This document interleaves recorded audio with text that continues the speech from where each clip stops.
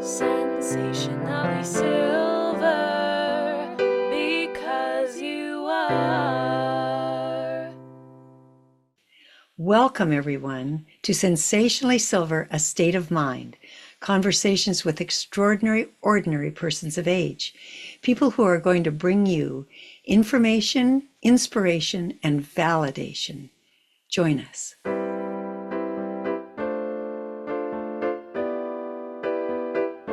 Hi, everybody. Welcome to Sensationally Silver, A State of Mind, conversations with extraordinary, ordinary persons of age.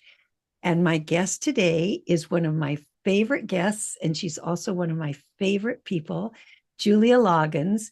She's going to talk to us about health and beauty, particularly about her book, which is called It Takes Guts to Be Beautiful, which is kind of an interesting title. It doesn't quite mean what you might guess it means. So, Julia, welcome and tell us about your title and what it means. Oh, thank you. Yeah, thank you so much. Well, on the surface, just literally, it does actually take guts to be beautiful, especially as we age.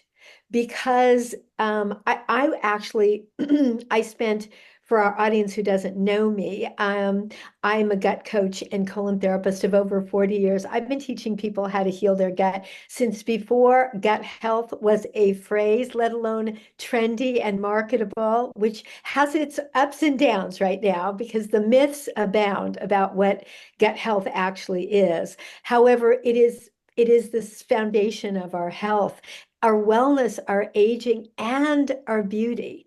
And so the literal title of the book, It Takes Guts to Be Beautiful, is that as we age, it just takes literal chutzpah, it takes literal guts to believe that we deserve to still feel beautiful. Beauty is not about youth. In maybe that is our conditioning that beauty equals youth, youth equals beauty. Certainly, there's a quality of aliveness, of joy, of resilience in youth that is beautiful. And to me, that is something that does not change with age, it just expands. On the other hand, it takes actually a healthy gut to be beautiful. And that gets more and more true as we age. And then that affects how we look, what our skin looks like, the level of radiance. My dermatologist, Julia Hunter, who's in Beverly Hills, says, I cannot inject radiance. Oh, I love that phrase.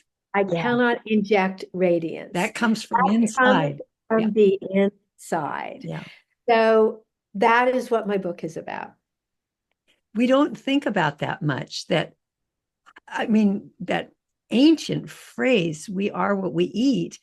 It's a little more than that. It's not only what we eat, but it's how our body metabolizes what we eat and Yes. what we need to not eat that has a lot to do with how we look and certainly how we feel, which is a huge component of beauty. Yes.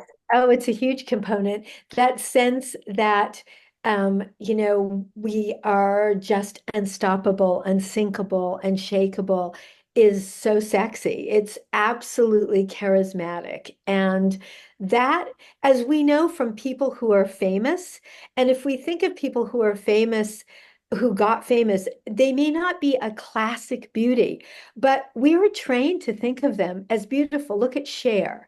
Cher was never a classic beauty the way Christy Brinkley was, or some other people that even Marilyn Monroe wasn't classically beautiful. She actually had a round shape, but her sense of sexiness, sensuality, comfort in her body and in her skin. And what I know from my clients who, as they age, feel less and less comfortable in their body. There is no way we project beauty or sexuality or sensuality or a joy of living if we're not comfortable in our body. And chronic pain is an issue that people deal with as we age, all of these things. So I'm going to talk today about really practical, simple things that ordinary people can do, people that may not have the $250,000 that Martha Stewart spent on her makeover. She looks great. Doctor did an amazing job. Most people don't have the extra 250,000, and some people wouldn't spend it on their face if they had it. It's just not something they would do for a million reasons. But I want to just back up to one thing that this whole thing is going to be about, but it comes to mind. I remember somebody saying, don't wear uncomfortable shoes to a wedding, which women do all the time. Right? That's We get beautiful. these That's really painful shoes and we have to wear them to the wedding because they look so good. But because we're in pain, our faces yeah, look so bad. They're all pinched. exactly. So you want to look beautiful, put on the comfortable shoes. Not something ugly, granted, but maybe not the knockout shoes that are going to also knock out your looks. They're not going to make it work. Well, I'm 70, you're older. When we were in our 20s, there were not gorgeous, sexy flat shoes. I remember wearing platforms. The platform thing was popular, which I would definitely not get into now. I have some of us who've had surgeries on the lower part of our body, we're not going to, tee up for more of that. I wouldn't get on a platform now, but at least platforms saved me from stilettos in my 20s. And I can't even imagine what that would do to put on a high heel to my back. It hurt then. It hurt then. Nowadays, I have to say for young women, there's beautiful, sexy shoes and flat sandals, tiny little heels. It's becoming a friendlier world that we are demanding to live in. So, I think the number one, and it may seem kind of like it should go without saying, but I'm going to say it. The number one and two most damaging things for our skin, alcohol and cigarettes. Alcohol ages skin like that. Yes, it's not good for the rest of our body. It's a depressant. It's addictive. And as we age and struggle with isolation and loss, it's very important that we become aware of our crutches and develop new ones that we may have been using. I mean, it's interesting that there's people who never drank heavily until they were much older. We think of that as coming in people's youth or middle years. It's actually common for people who are older to start drinking more. Their digestion isn't very good. They've experienced loss. They're lonely. Alcohol is aging, and it ages our brain, which is really important. Part of what makes us beautiful is that we can think and identify a person for who they are. And then smoking, which we all know, but it's important to say. Those wrinkles that sucking on whatever you're going to suck on when you're smoking, just, not good. Not to mention what the smoke does to your face. It takes all the oxygen out of your face. It takes all the collagen out of the face. So, there's so many wonderful avenues for people to stop smoking and a lot of very helpful, healthy programs for people to use both for alcohol and smoking. So if anybody out there feels that they're using that and maybe one glass of wine has turned into three. I have older clients where we've worked with that. And the same is true for medication. Medication, sleeping pills. This gets common as we age. People end up on pain pills commonly as a chronic crutch. It's the two places that it really gets us, our skin and our brain. These things lead to dementia, but it really takes our skin apart. So consciousness around medications. And if you're on something because you just had surgery, you're using a pain med or a sleeping med, then make sure that within a couple of weeks you're off of it. If not, then something else is wrong. Speak up to your doctor, get other types of help. This is where late in life addictions start, and they abound. And I think it's important to remember that anything that's a prescribed substance, a medicine that's prescribed, Yeah. is prescribed because it needs to be watched by a professional. And that's because it's basically toxic. Yes, Alcohol poisons every cell in our body. Yeah. Smoking is another poison. It's a Those poison. mind altering substances are all poisons, basically. Yeah. So, yeah, we need to keep that in mind. This is poison that I'm ingesting one way or another. And, and then there's some quote unquote socially acceptable poisons. In fact, not just socially acceptable, but I would say accessible, sugar. So, you go to a church gathering or somebody's house, and there's sugar and there's muffins and there's cake. Sugar is number 3 for aging and really toxic to the brain and nervous system. So another one, and it's an addiction as well. It's a completely socially acceptable addiction in our society, but worth talking about. I can just see and hear our audience going, "Oh my God, she's taking away everything that makes my life good and easy." And so we got to get to the solutions, right? I know. Yeah, we got to get to the solutions. So, and the solutions aren't that hard as far as, but they just may take a little bit of reorganization. Number one, if you're feeling like, oh my gosh, she's taking away my coffee and my cigarettes, then what I would say is, then then maybe what this is a moment is a reminder that you may be isolating. So maybe isolation is the most aging thing for older people. Maybe that's probably before alcohol and cigarettes is isolation, because it is community and relationships, and pets can be included in that, of course. Maybe you're not a people person, but being with pets, being with something, some living being that you have a relationship to, it's really important in our aging process, because beauty is not in the eye of the beholder. And I discovered that when I was researching my book. I found a scientific study by a neurophysicist I included in my book, It Takes Guts to Be Beautiful, where he discovered that we project like a hologram, literally like a hologram, how we feel about ourselves and what we look like, and people see that. And we can change that in ourselves, because people who are a little unattractive and have become famous, what they are projecting is an absolutely incredible form of charisma and sexiness and attractiveness, even if their features are not symmetrical or not what we are considered attractive. Look at Madonna, never was really attractive, but she was seen as irresistible in her moment.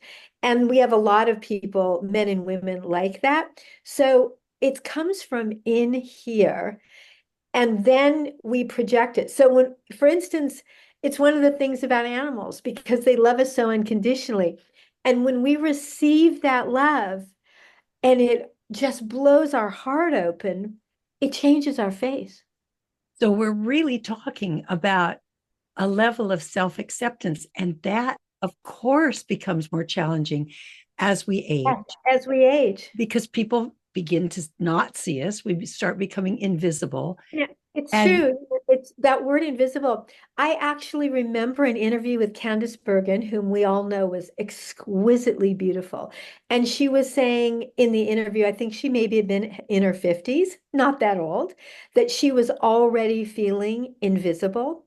And what I thought was interesting about that is that it made me wonder, wow, she's feeling invisible. What does that mean? Because I was much younger then. And I was thinking, what does it mean that she feels invisible? She doesn't feel Like I mean, this is a woman who, unlike me, and I don't know about you, Robin, and probably most of our audience is maybe more like me. I was not seen as pretty. I wasn't pretty. I didn't feel pretty. I wasn't that girl, quote unquote, in my teens or 20s.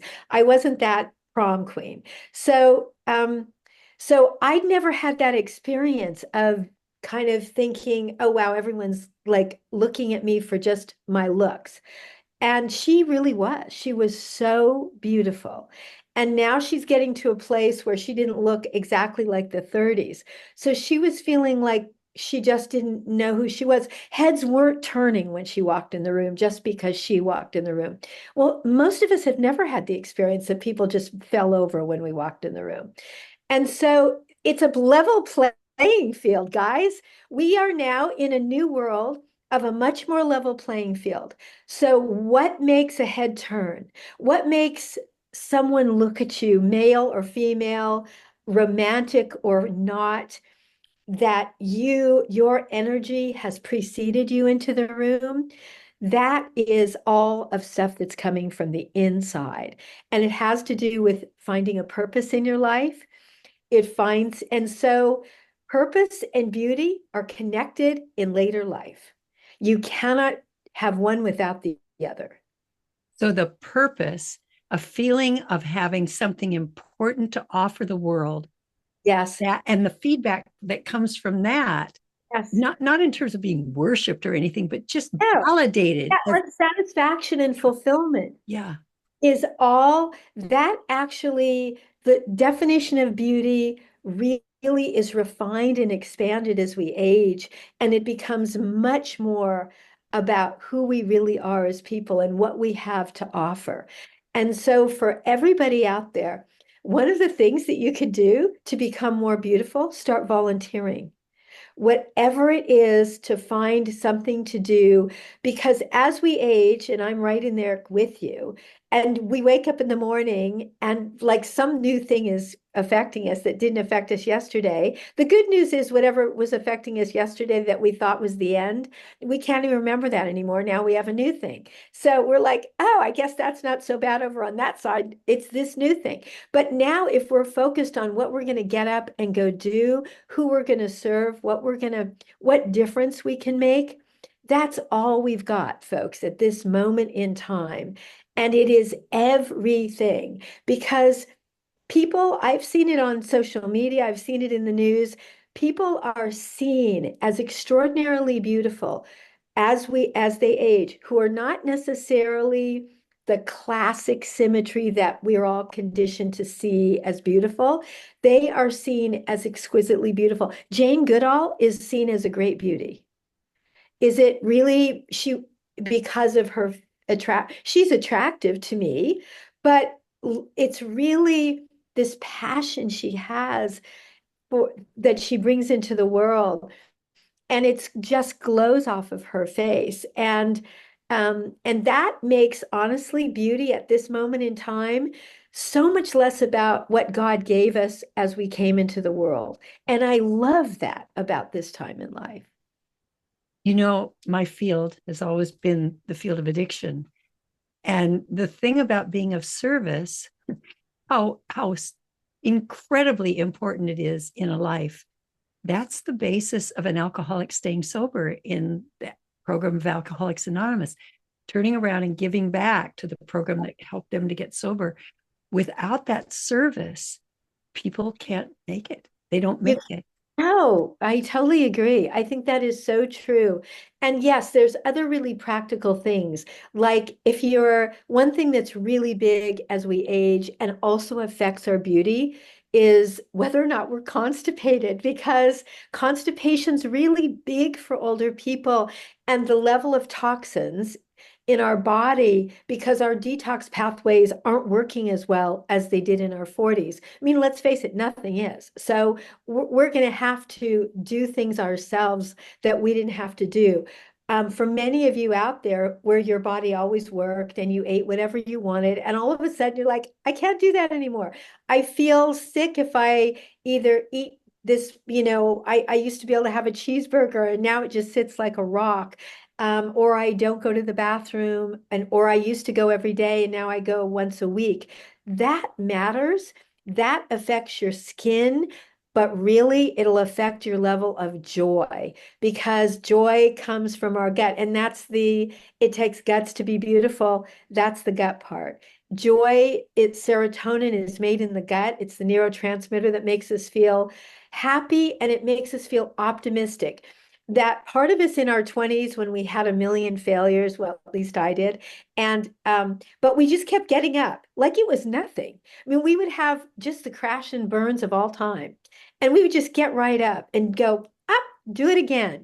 I'm dating again, or I know, oh, that was a terrible choice in a relationship, but I'm back in it.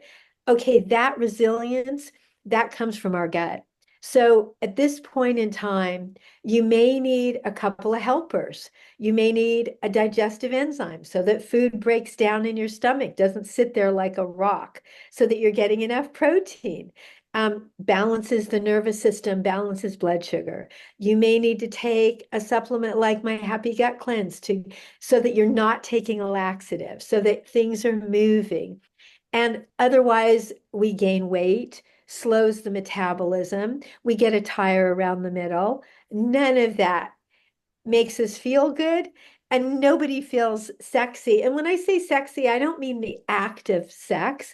I mean, I will translate sexy as alive, as aliveness. Like, let's just say when we were younger, that word is used a lot as like actually being an act of something. But let's use it as aliveness, because that's really the act of creation comes from that. And it's all about just that constant level of renewal. So it really has to do with being vital, Vital and exuding vital. that life force. I'm Yes. alive, I'm here, I'm present, and I'm loving what's going on for Yeah. me and the world. Yeah. Yeah. Yeah. I'm loving it. And, doesn't mean that we all don't have moments of going, oh my gosh, I'm definitely not 30. And that's part of what happens at this moment. But, there are things we can do. There's certainly, at this point in time, though, it's really not about beauty creams, it doesn't matter how much expensive stuff you put on the outside. There's value in certain things, and I'm not a complete expert in all of those. And I don't use them. I've always been the worst person in the world. I've used Dr. Bronner soap the first half of my life, and olive oil over that or something like that. I'm definitely not that person. And only as I started getting older did I have to do something for my skin because of all the sun damage I had. But other than just making sure, for instance, that you do see your dermatologist a couple times a year, that you wear a hat, please. I'm sure everybody out there knows this stuff. I learned it so late in life, it's embarrassing. Wear a hat, wear sunglasses. If you don't like sunblock dripping down your face, I hate it. Wear big, huge hats and sunglasses. That all matters. But honestly, at this moment in time, that ship has kind of sailed. So we are really dealing with what is on the inside, because 6 months of not being in the sun at 75, if we've been in it our whole life, it's not going to change everything. But what will change absolutely everything is what's going on from the inside. I do think that if you haven't taken good care of your skin up till now, you start and it will make a difference. I didn't even start until my 50s, because all my older clients were getting all kinds of things going wrong with their skin, and it scared the heck out of me. I started doing much more covering up, seeing my dermatologist, getting the sun damage removed just on a basic level. And I'm very careful now. But I do go in the sun. So you don't have to worry about like never going out. The sun is good for us. Just cover up. Some people, my sister's really sensitive. She covers up like it's almost a wetsuit. Um, every part of her is covered. Oh, I don't know. I'm hopeless. I actually like some of the sun on my body, but I'm really careful with a huge hat and sunglasses. And then lots of moisturizer. And then your hair, make sure if you go swimming, you have caps on and all those kinds of things, because our hair doesn't like chlorine water. No, it doesn't. And if you have gray hair like mine, it's going to make it a strange color.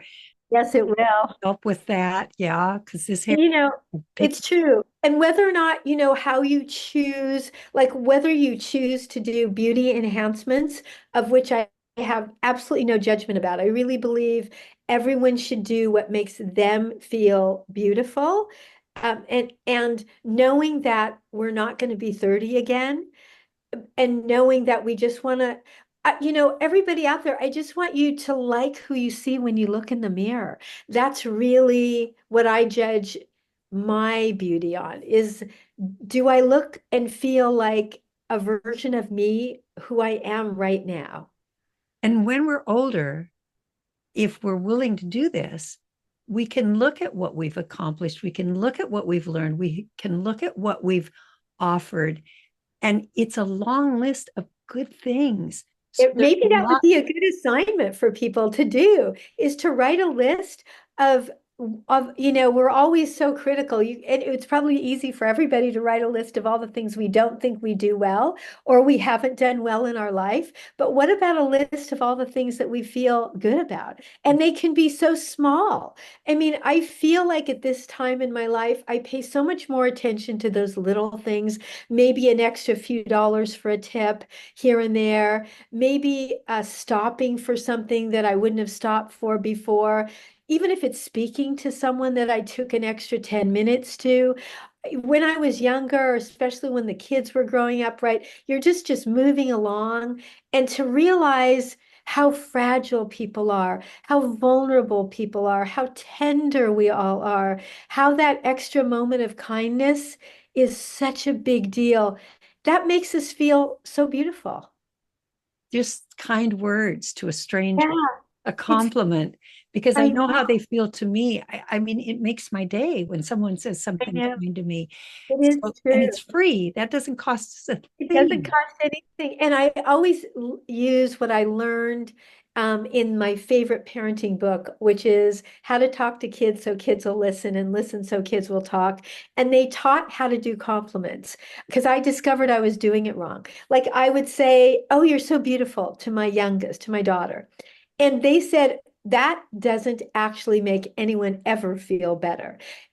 Make it very specific. And it's about something they did rather than just something that they are. So I would just say, wow, like the way that you helped your brother put that toy together was really impressive. And so I've tried to learn with my compliments, especially now that we're all older, everybody. Believe it or not, if you think you don't matter, young people are looking up to us. They really are. Everyone in our world looks up to us, even if you don't think they are, and they may not treat you like they are, but they actually are listening to us. So we're the elders. We're leading. We're leading on how to model behavior to other people, and it's every little tiny thing that counts. So I try to make my compliments specific, whether it's to the gardener. My gardener tells me he loves me. Now, that would have freaked me out when I was 40. And it's not sexual and it's not weird. He's just this tender, elderly person. And he just loves a big hug when he comes. And he calls me mommy. He says, "I love you, mommy." And I say, "I love you right back." And I actually mean it. I don't know that I would have taken the time or had the awareness for that exchange. I stop what I'm doing unless I'm with a client and I walk out and I talk to him every week when he's here. I think that's new for me in that level of care for someone that I'm really not dealing with on a daily basis. So part of it has to do with taking time. And most of us, when we're older, we have more time. We're not I know. that rushing track to get this Right. and It's hurry up rushing so we can get track that. when we were raising children, or we had two jobs, or or we were just so physically active. Maybe we had that going on as well. But that's true. we have time, and also we have such an acute awareness of the preciousness of time every single day that we are here, because we know we're going to have less of them. When we were in our 40s, it just seemed like it was going to go on forever. Some days that was a good thought, some days it wasn't. And then now, though, we know that we have, whether we have a year, 5 years, 10 years, 20 even seems like for some of us, like maybe not, right? So every day is so precious. I kind of think of that every day that I look at the calendar, and I think this one day, this day in August will never come again. I am really going to be present for every minute of it. I didn't live my 30s like that. No, we weren't thinking about that. We were thinking about all the things we had to get done.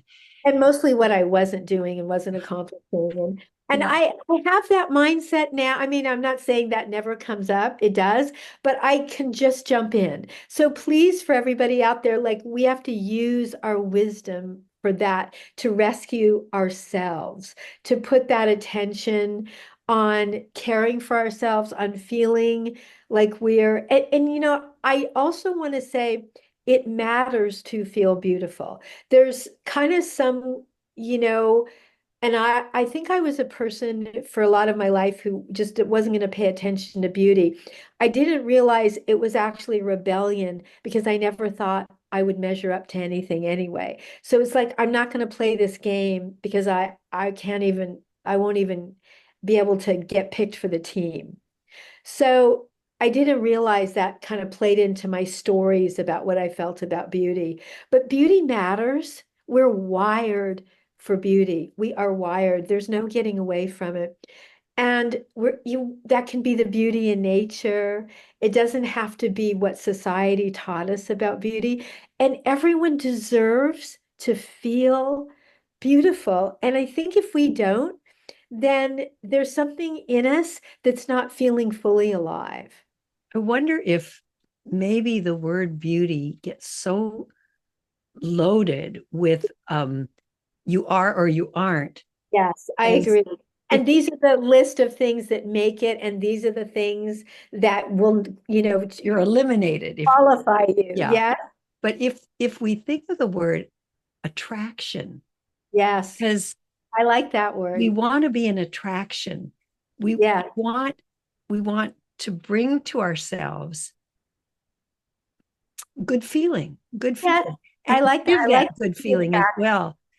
The other thing that comes to mind for me, and I have a feeling, Julia, you're going to agree that this is an element in feeling beautiful, is living with gratitude.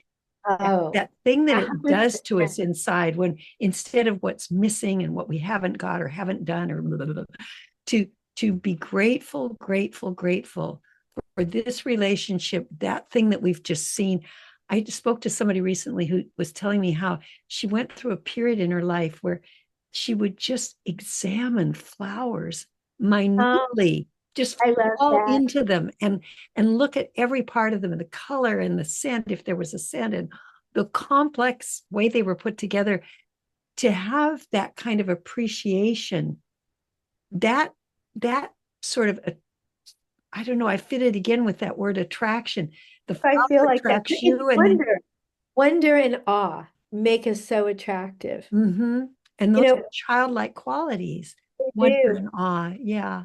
I have a client that I spoke with in a consult the other day. She's 70. I asked what she did for a living. She lives in Dallas, Texas. She said, 5 years ago, I left a very high level, successful marketing career in New York to become a nanny because I was dealing with cynical adults all day. My kids were all grown up. They live across the country. I don't see my grandchildren every day. I decided I just want to be with kids. So she is a nanny of two kids that she's now been with 5 years, started when they were 2 and 5. So she's seen them grow up. She's part of this family. She said, I've never been happier.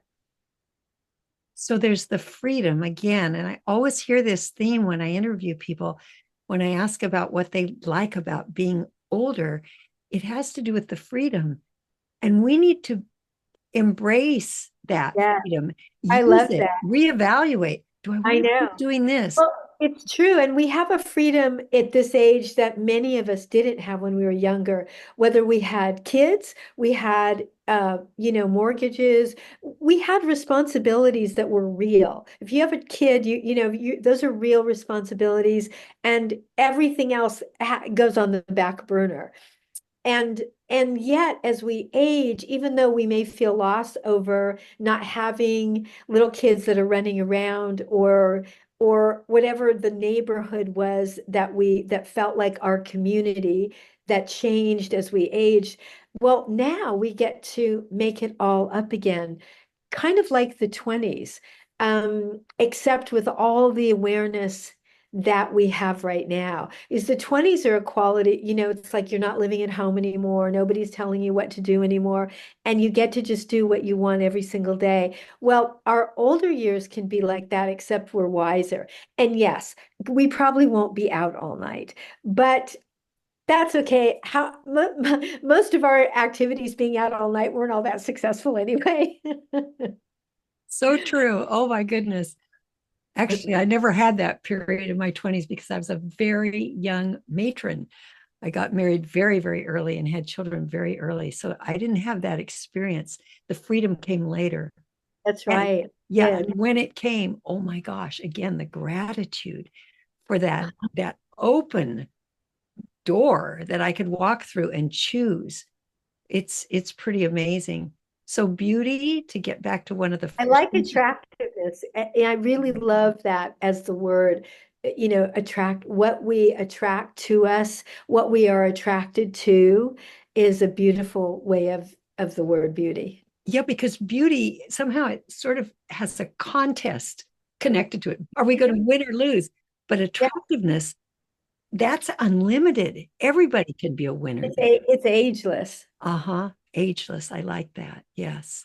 I Yeah. like that. It's ageless. And I feel like when we're feeling alive and we're feeling of purpose, when we're feeling gratitude, it's easier for us to take better care of ourselves. It's easier for us to do the things that we need to do, to stretch when we don't really feel like stretching, to get out and exercise, to eat right, to cook foods instead of just going out and grabbing something that's fast. We just have, we sort of feel like we're worth it. I mean, that's what it's about, is just to feel like we're worth that. And all of that is attractiveness. I mean, I think everybody's goal watching this podcast is to look half as good as you. Um, and and I know from knowing you that besides being extraordinarily beautiful, the attractiveness and desirability that you exude has to do with your purpose, your passion, your service, your consciousness, your connectedness, and your constant being in student mode. You are constantly a student. Even though all of us think of you as our teacher, I know you personally that you're always in student mode, and you are always willing to just go, "Oh wow, I didn't know that," or "I thought this was true. It's not working. Boom, that's in the garbage." Wow, I've rarely seen people do that the way I see you do it, where someone is expert and acclaimed as you are in the world can throw out something you thought was true when you discover it's not working. Oh, Julia, all these kind words. Thank you. Well, those are real signs of a person who's fully present. Yeah. And that really is so attractive. One thing that people become as they age, and we all know these people, bitter, regretful. Um, I mean, I have regrets. I have regrets about the way I spoke to someone or treated someone. I was doing the best I could at the time, but I know better now. But I've always felt like, I don't want to regret if there's something I wanted to do. I want to do it. There's nothing I really need materially. I don't care about those things. But if I want to do something, I want to be able to do that. It's not about what we have. And you have this constant commitment to life 150% and doing it very much with a young attitude and in a young mind. And I'm positive that that has a lot to do with the youth in your face. Well, I love learning new things in the Yeah, you area that do. I'm interested in, which is a rather narrow area. I'm not Okay. interested in everything. I do not pay attention That to isn't that everything. part of our aging though, that we get to say, I have one of my clients who's now a friend, when we would discuss something that I would think was interesting and I'd bring it up, she'd look at me and she'd say, not interested. I never had anybody just shut me up like that, but she said it neutrally. It wasn't a criticism. It was like, I'm not interested. My husband does that. And I mean, he does it with his eyes. And now I'll say, you know what, just say, I'll talk to Rob. I'll just say, if you're not interested, just say I'm not interested. I'll talk to Robin about it. Um, but we get to say that, and Yeah. we also get to live it. That we're just, we don't have to be interested in, you don't, if you're not interested in politics, then, definitely vote. I do believe in that. But you don't have to follow the news every day. You don't have to read it morning, noon, and night. Other people do that. Find people you trust, ask them, step out of it. Totally just stay in your little narrow lane. I think the narrower the better as we age, if it's a lane of passion. If it's passionate, it's okay that it doesn't include every little thing in the world. I think that's a key, Julia. Where is the passion today? Today, And somewhere else once upon a time, and we may be right? dragging that along now, and it's lost its verve for us. Yeah. Where's the passion today? Because there always is something that we Oh, want to yeah. know, we want to do, we want to be, we want to where we It want to doesn't go. have to be, we don't have to, it also doesn't have to monetize in the way it did when we were a kid. Maybe it has to, if you need to put a roof over your head, as most of us do, even in their 60s and 70s, like many people will never really retire. I think that's actually okay. I don't think retirement is necessarily healthy. I do think that it may force us as we age to give up something we never liked doing anyway and figure out something we do like, but there's lots of people out there who will help us do it. And maybe that's another thing that makes us beautiful and feel attractive. Ask for help. There's never been a time in history when there isn't more available help. And ask young people. They know everything. They know every technological thing. There's so many ways that they can serve us and so many ways we can serve them. And they talk about, this is the toughest generation, these young people now, the Gen Zs, since maybe before the Depression. All the statistics on the mental health of our young people, it hasn't, we haven't seen this in a very long time. Really, really great levels of suffering. So show up for a young person. Maybe you do that by asking for their help. Maybe you do that by asking for letting them do something for you, letting them get to know you. They need to feel some level of hope. If you feel, if there's something you can give, and maybe it's in asking. I mean, I actually am a person who needs lots of help. So I've gotten to meet a lot of great young people. I broke my shoulder last year. I needed help walking my dogs. I met the most extraordinary young people. I fell in love with every one of them. Every single thing that I've needed help for, that I felt really bad about needing help for, led to a fabulous relationship with a young person that I didn't have. So what we've gotten today, folks, is a very different take on beauty, how Yes. it comes from the inside, how it's based in our own feelings about ourselves and about our place in the world. And we can do something about those things. They're Yeah. not set in cement. We have lots and lots and lots of options. And there are very real physical things that we can do for this body we live in. This, what I love to call, this is becoming my cliche, my classic car. It's been around for a long time. The other day, we had a bunch of classic cars where I live. Everybody was turning their heads to look. So And they're worth a ton of money. yeah, old doesn't mean bad. It means classic. It means Yes. something that's been around for a long time, serving a purpose, still is, and that's what we get to be, is these And class we get to be stars. legends now. I mean, we Yes. get to be, we get to be those people. Yeah. It's cool if we let it be. And I will say, because I spent a lot of my years living in pain, I will say that it is really hard to do any of this if you are in pain. And as we age, that becomes more and more common. So I will say, if you are in pain, I can tell you from being a person who's worked with lots of people in pain, there's more ways to get out of living in daily pain than your mind will tell you, or maybe than your doctor or your pain doctor. Pain doctors give out drugs. There's other ways to get out of pain. And pain not only makes our face clench, it doesn't make getting up and being alive very fun.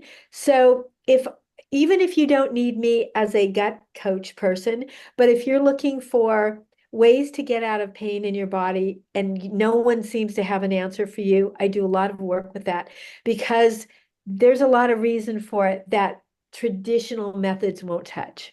So that's going to be our next interview with Julia. It's all Pain, about pain, because pain is a warning that pain in is a some warning. way It's a we're message. off track. We're It's off a track. message. It's And we always want a to get message. back on. Yeah. Well, who knew that we were doing a segue? Okay, now we're going to segue into pain.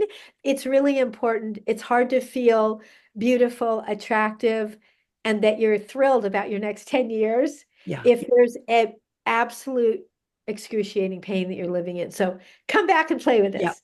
So come back, folks, for our next interview with Julia and with everybody else we get here to talk to us on Sensationally Silver, A State of Mind. Thanks for being with us. And Julia, thank you a million.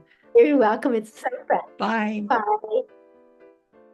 Sensationally Silver, A State of Mind is sponsored by Sensationally Silver, a complete hair care product line created especially for people with hair like ours, naturally gray and white hair. Sensationally Silver products can be found exclusively at sensationallysilver.com.